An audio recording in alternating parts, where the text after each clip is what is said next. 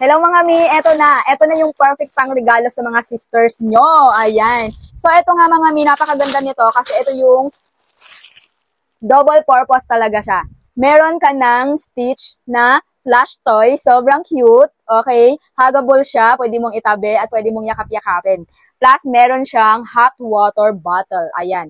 Eto mga mi, perfect to kapag masakit yung puson mo, masakit sa katawan mo. Okay? Lalo na especially kapag meron kang buwanang dalaw. Tayong mga girls kasi kapag meron tayong period, talagang masakit yung puso natin. So, pwede nyo po yung punuin ng mainit na tubig. I-close nyo po ng maayos. Lagay nyo po siya dyan sa loob.